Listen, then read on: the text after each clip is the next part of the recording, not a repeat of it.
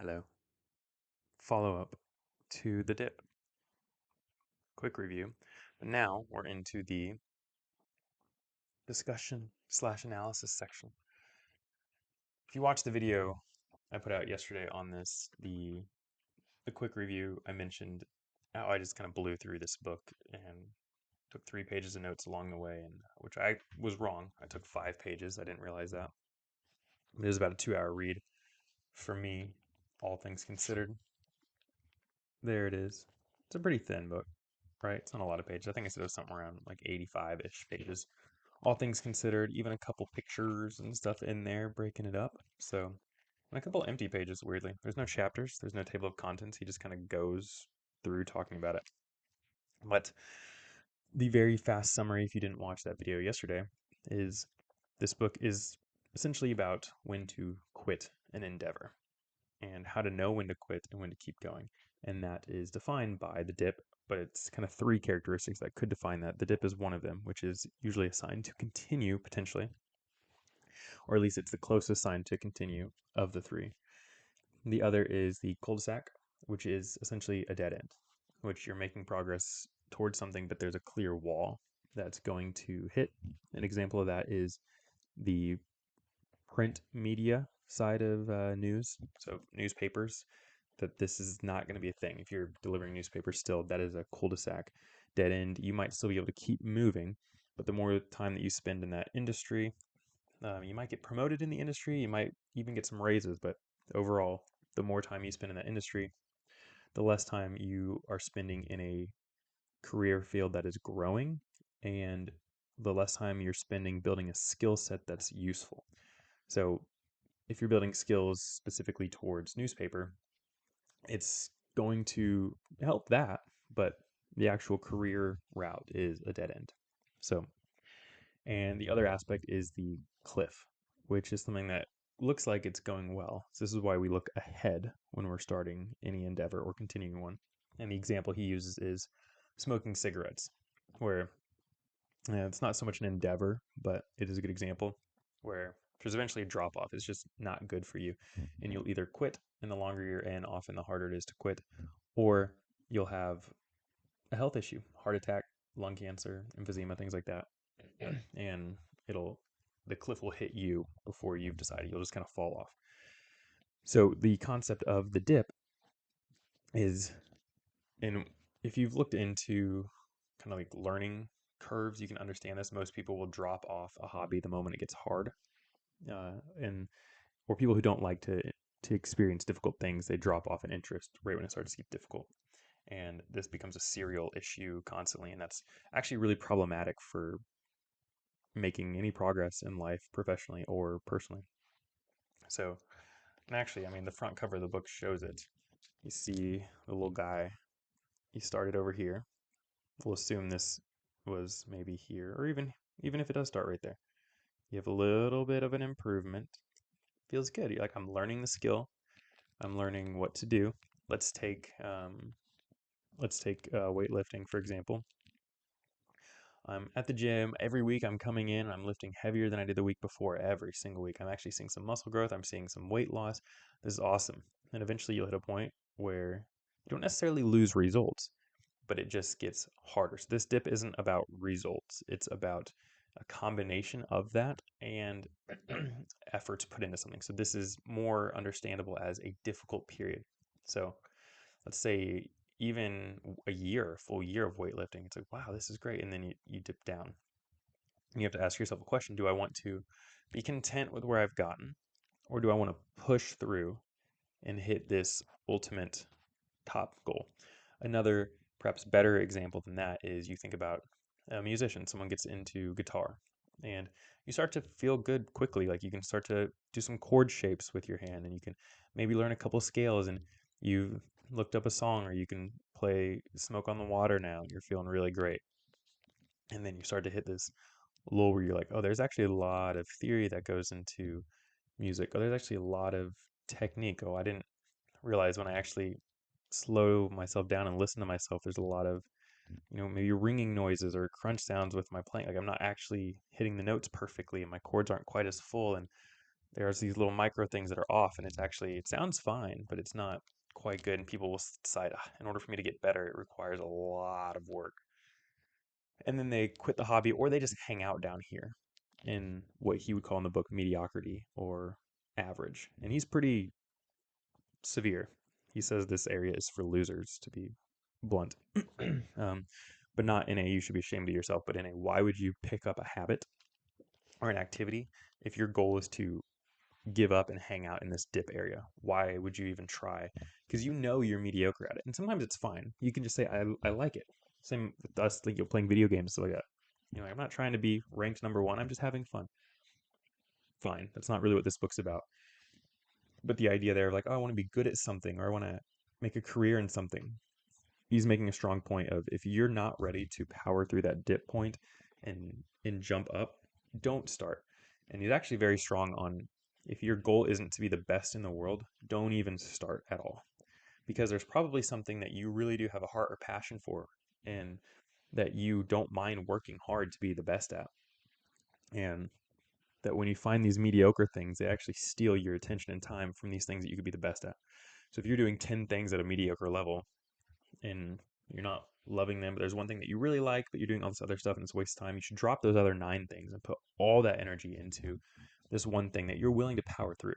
So that's kind of the crux of this is really laying out when to quit and when to continue. So, as I do with these, will point out some of my notes and as with all of these videos, it's less my opinion. I'll throw my opinion in there, but most of this is a summary of the reading and how this can be helpful. So the majority of this channel is mental health related. I do throw business stuff in there because I do business coaching and I really value the aspect of business as it correlates with mental health, but just in general. A lot of people get into this field wanting to do therapy, but they have to now run a business. So the overlap excites me there. So I think this can be helpful for if you're the entrepreneurial mindset or, and I'm talking to therapists right now, if you want best private practice, but you can also focus on if you just want to be the best therapist. And then if you are just interested in the channel because of any other reason, this is applicable to pretty much everyone listening. So uh, he makes an argument early on in the book that really at the end of the day, the person who's number one is the person who chose to be. And he uses an example of lawyers. And I don't remember the exact example, and I'm honestly not going to look it up. This is a book I got from the library. Normally, I would mark these up like I do with these other books like this. You can even see all my notes, and it's really easy for me to jump around to quotations. I could have put these guys in there, I guess, all of these little highlighter pieces, but I did not. So I just kind of took notes on a Word document.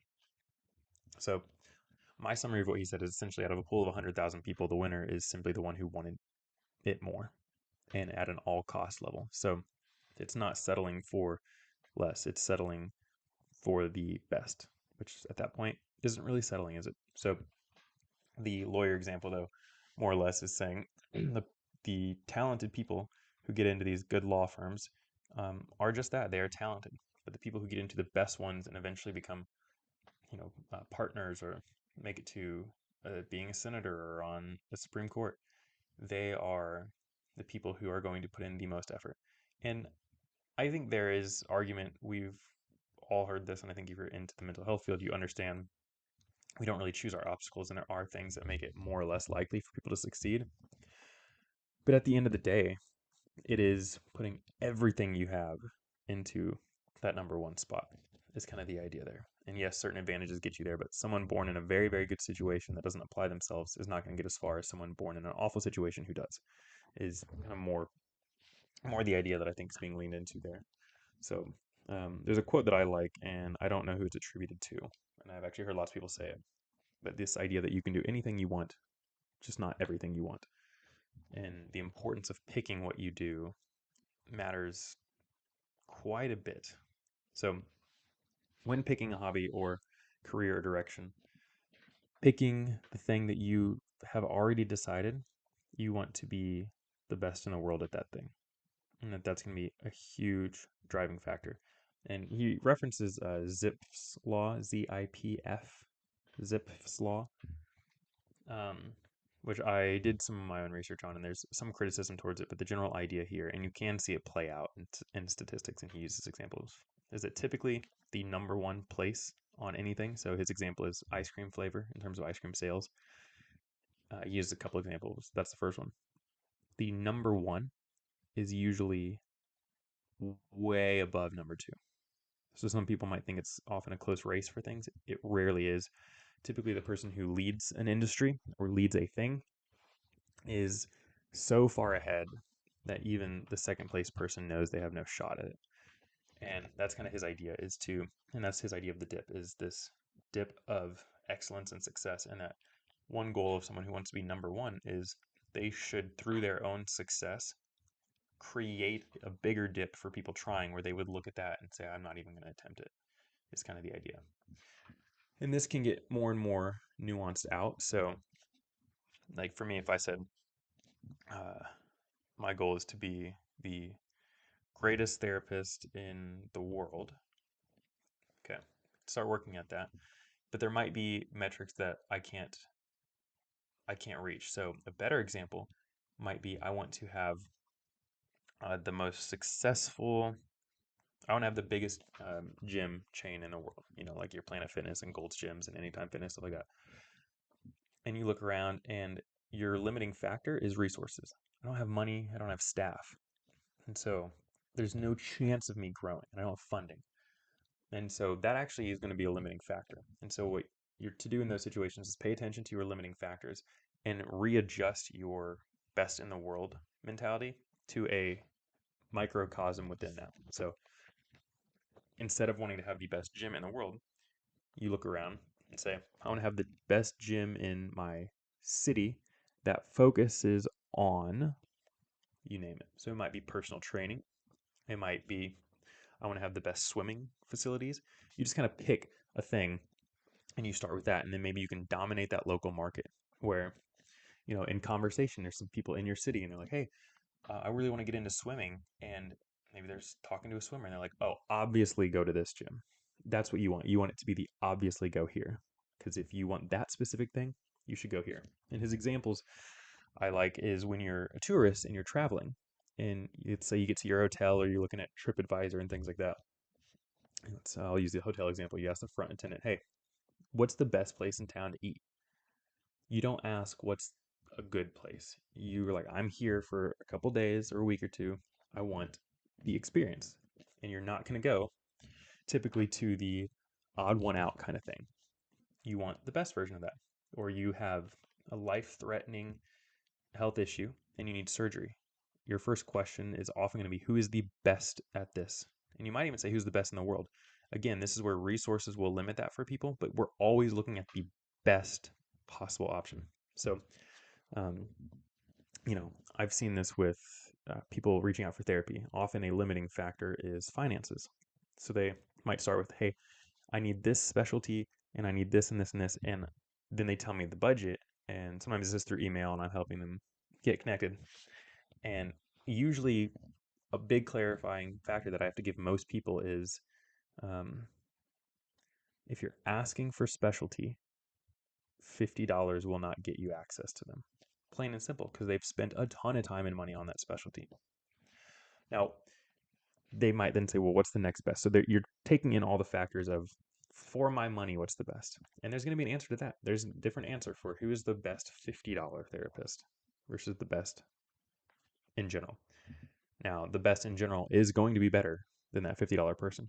But the point being is, when we look at a microcosm, so there might be a therapist that says, I can afford, this is an interesting factor too. They might say, I can afford to work for less money. So then they might actually be the best in that category.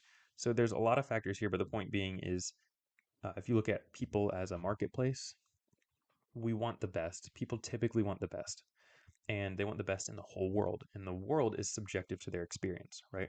So I want to eat. I'm actually going to dinner tonight, and if I say I want the best of this food, I'm going to get Thai food. There's a place that I like to go for that, and I do think it's the best place that I've had, so I'm going to go there. And I don't typically try a lot of new places because I like what I like. There's a better Thai place in the world, guaranteed. But the limiting factor is I'm not gonna, well, let's just pretend it's a very good brick and mortar shop in Thailand. I'm not flying there. It's not happening. So the world is subjective to my personal experience within that.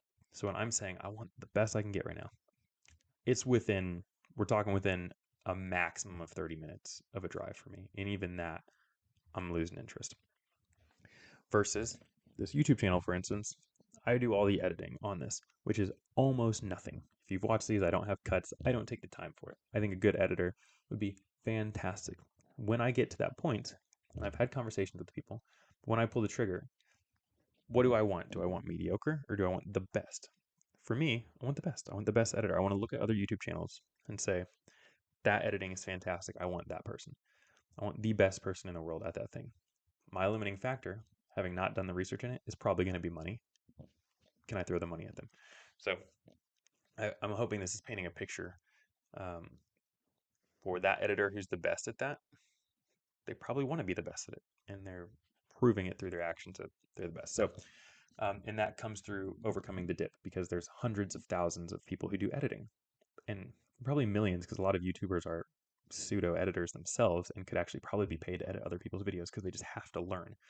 And so the dip there is the fine details where you can look at, we'll say even a thumbnail, two different thumbnails, and be like, that one's better.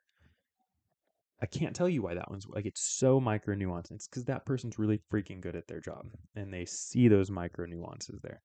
So that's overcoming a dip, is powering through that and continuing. So a huge highlighted note that I have there is make your work remarkable. And that comes with strategic quitting. Again, quit things that you don't need to be doing. I have more notes. I'll get to them in a second when I find them, just on looking at quitting properly. Uh, a good note that he made is, I like this, that the dip is the combination of bureaucracy and busy work that you must deal with in order to be certified. It is the slog between starting and mastery. Working with a lot of business owners for the work that I do, one of the biggest things is that they don't like, if I work with a lot of therapists, they don't like the administrative work. I don't either. I hate it. Unless I'm going to pay someone to do it, which for a lot of therapists is very hard. Most of them, they're barely making their margins to pay themselves. Then I got to do it. And that is the requirement. That's the requirement. And maybe at some point we can hire someone. But the requirement is you do bureaucratic and busy work, the in between, the slog, as he says. This is that dip area. The area. Another way to look at the dip is it's the area where people quit. The dip spot is where people say, I don't want to. And this is also meant to be an encouragement if you want to do something. So if I'm going to be, let's say, super competitive in the therapy market, and I say, oh, this part's hard, that can motivate me to say, well, this is where people will quit. So I'm going to push through. He uses an interesting statistic here of marathon runners, and it's that most people quit around mile 20.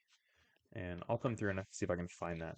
I don't know if it's actually, let me correct my language. I don't know if it's most people, but there's a high amount that quit at the 20-mile mark. Most people don't quit at mile 1, right? Because you're in that joyful spot. So you're like, this is fun. It's not that hard yet. I've trained for this. But you can actually see there's a drop off. Is that it? Oh, there it is. Look at that. All right. Check that out. All right. So obviously there's a percent that quit right away, but the percent that start quitting goes up and up and up the further you get. And then I think he did say 20-mile mark, but this graph makes it look a little bit different. He's got an artist for this book. That might be an artist rendition. The graph makes it look like it's closer to 21 or 22. A marathon, sorry, if you're not familiar, is 26, I believe, is it 26.2 miles? Something like that. So you can see when people hit the 25 mark and past, they start powering through. There's a point, and if you look at this graph, the point of the dip is actually reversed in this because this is showing when people quit. So you want to look at success. So if you look at it this way, now you can actually see the filled in area is the actual dip. So you can start with, so I can use the mic and show you this at the same time. This is where people are starting. right? Oh, it's going great. And then there's the dip. And then success is there, right? That's the front cover. That's what we see. And that success point at the top of that dip is the end of the race. There were very few people that quit at the 25-mile mark. There are less people that quit the 25.5-mile mark. And typically, and if you have done anything with fitness and really pushed yourself, you'll probably resonate with what I'm saying. Typically, the people who are quitting at the end, they're not choosing to. They literally had their body shut down. It's the same feeling as you just can't do another rep of what you're doing. You can't take another step. You literally physically fail, and there's nothing you can do. And I think a lot of, even if you were to, I'd love to see stats on that, but I would imagine people quitting right there at the end, they physically break down and they can't continue. So there's also an encouragement here where if you're going through the dip, to look at the light at the end of the tunnel, and that people who crush through dips are actually better at doing that. They're better at seeing why they're doing this and reminding themselves. And the encouragement here is if you move through this type of dip and you continue forward, you know that there's more to come. You know why you started. And if you've decided to, like actively decided, you've taken a look at the activity and you're saying, I want to be the best at this. You've already made the decision to push through. And that usually comes with what's on the other side of it versus when we flippantly just take a job because the pay looks good, or we stay at a company because we get a promotion. And we're not really taking into account that these are all dead end endeavors. They're cul-de-sacs at the end of the day. And we just justify it. It's like, oh, it looks a little bit nice. We're not thinking about the whole picture. Start to best. What does that look like? Do I want it? And for sure, there's times where you just take a guess. You're like, maybe. And then that's fine. And that's, again, the book's about also very focused on quitting, not just about don't start. So there's plenty of times where we start something and then we might realize, oh, we need to quit. So that's a big element too, is know when to quit, be able to identify that quickly, and then also know when to just not start. He argues that anything worth doing has a dip. So all your worthwhile endeavors will get hard. Another question he asks, are you over-investing significantly? This is my reframing, to be clear. Are you over-investing significantly with your time and money to be the best, or at least as much as you actually can to conquer a market or domain? So again, do you want to be the best at it? There's another section, I'm going to read my note of it, but the brave and wise choice is to not start anything that you aren't ready to commit to. If you've ever heard Charles Bukowski's poem, I believe the title is Go All the Way. I would actually look it up on YouTube if you can, because I'm pretty sure there's a version of him reading it, and that's almost always better when the writer reads it, because you get their raw meaning behind it. The emphases are where they should be, the emphases. I would look that up, Go All the Way. But his uh, push there is, if you're not going to go all the way with something, don't even start. And this is the same principle of this book. The author, and I quote, says, simple. If you can't make it through the dip, don't start. I mean, a lot of this sounds redundant because it's just him saying it a different way over and over. And I'm not going to read these notes, but I took a lot of notes on my own assessment for things that I'm doing. I mentioned this earlier, but the deeper we get into difficult terrain, the more likely our competition will simply give up on chasing us. Try to be unreasonably far ahead of everyone else and go harder. So it's one of those things where, I know I use a lot of fitness metaphors, but I think it helps, where if you have a friend that you're training with, or you invite a friend to train with you, and you say, we're going to do this type of warm-up, we're going to do this, and they're like, I'm out. That, you don't necessarily want to push away your friendships. You should have fun and be inviting, I think, for some of that. But if you're doing a competition thing, I think there's a really good quote. I forget the player, so I apologize, but he makes a comment on coming to do a practice really early in the morning, and Kobe Bryant was already resting from the practice that he had just done. And this other player was like, I'm out here early to get a practice in, and Kobe's already hitting a recovery period for his. And I think it might be the same guy or another, but he mentions he goes out there and practices this whole time, and Kobe stays out there practicing for like another half hour. And then he asks Kobe later, he's like, why did you practice so long? And Kobe's response is, because I saw you come into the gym. So his whole thing there was, I'm I'm going to work harder than you. And there's obviously a destructive level of this, but the idea and principle is the same. Of make your competition aim for second place is kind of the idea there. Show people that you are just going to do a better job, and it doesn't matter how hard they work, you're willing to do more. Um, the book doesn't read like this grind set alpha male kind of book. It really doesn't read that way at all. But it is very direct on, and I would reframe this type of encouragement. I don't know if I took a note because he does a good job at the end with saying that. If I get, oh my gosh, I have so many notes. We're not going to get through all of this. Video is going to be too long. I'll say it this way. Every person is created with potential. And all of us, all of you, are created with passions on your heart and desires and really healthy and good ones. And the idea of you investing your life in dozens of mediocre and average things when you were made and built for doing great things is a waste. And it's a bummer. I think that's the takeaway there. Is it's not about him saying you should be cutthroat and eliminate everyone around you. It's there's something that you're built for, and go do it.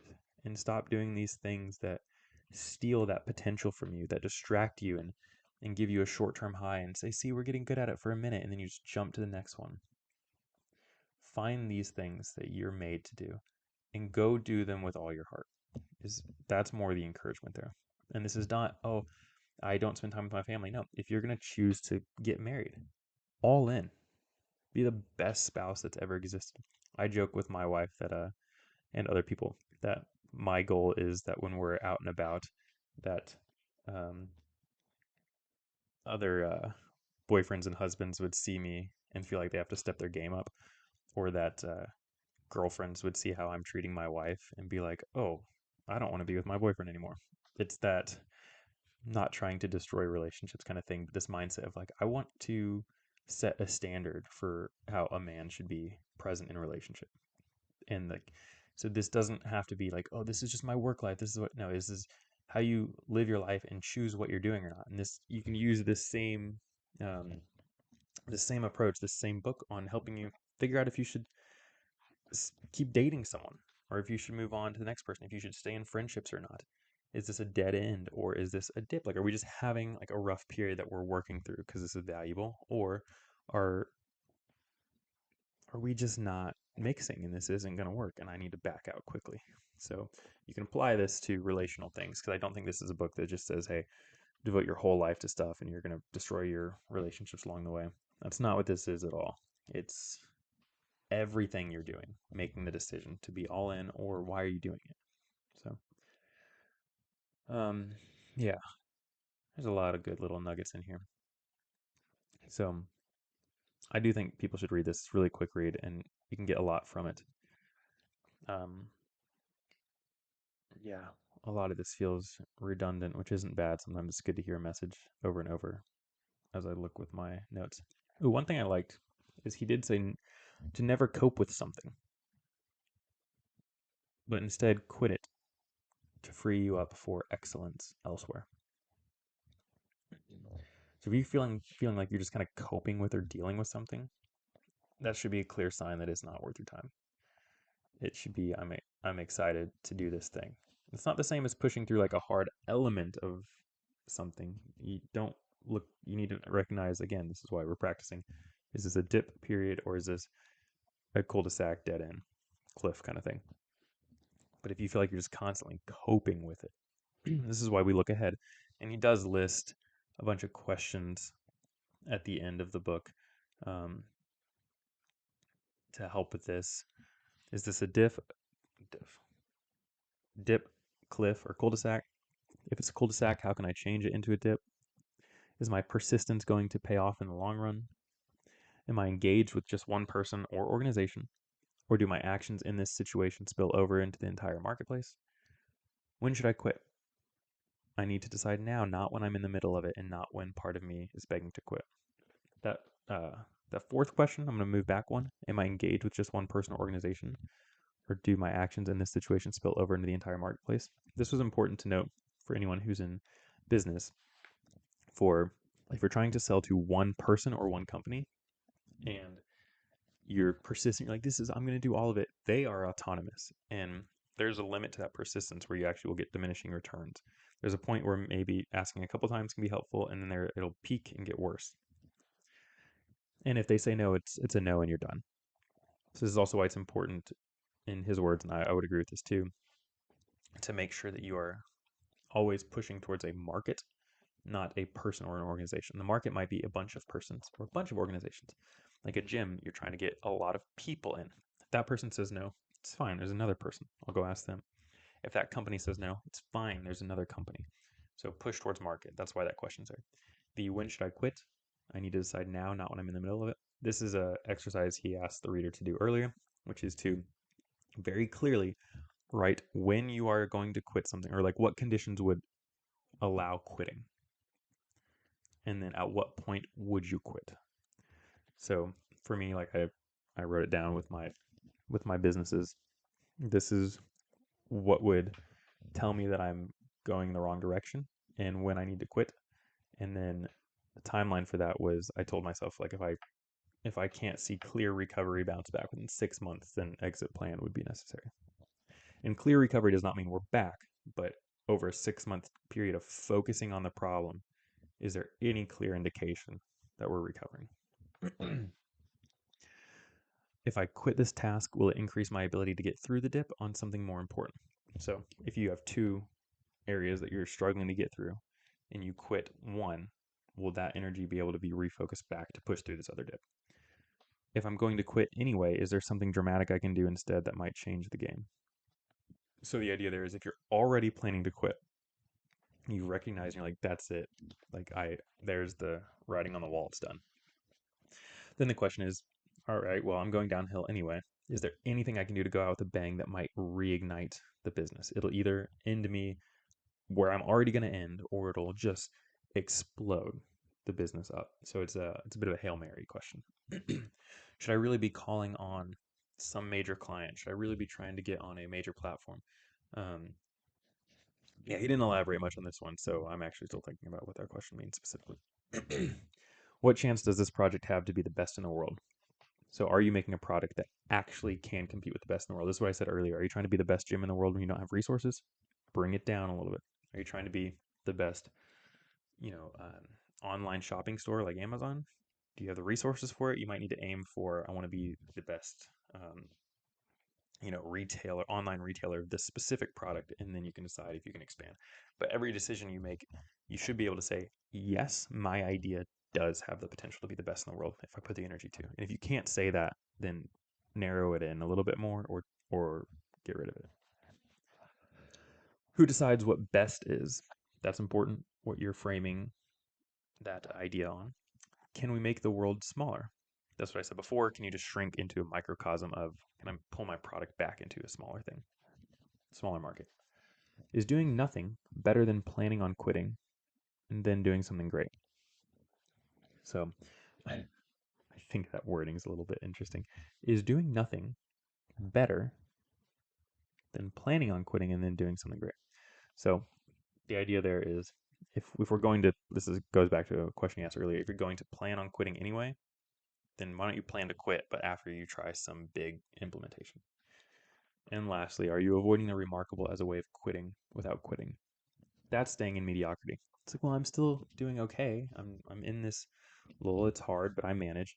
So the idea there is, are you avoiding doing something incredible just because you can stay here and not technically have to quit, but your heart and your mind and your soul have already quit, and so you're just kind of killing your internal self by doing that. So, yeah, there's a lot here, and I'm gonna read this final quote that ends the book and call it a video.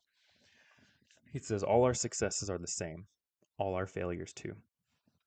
We succeed when we do something remarkable. We fail when we give up too soon. We succeed when we are the best in the world at what we do.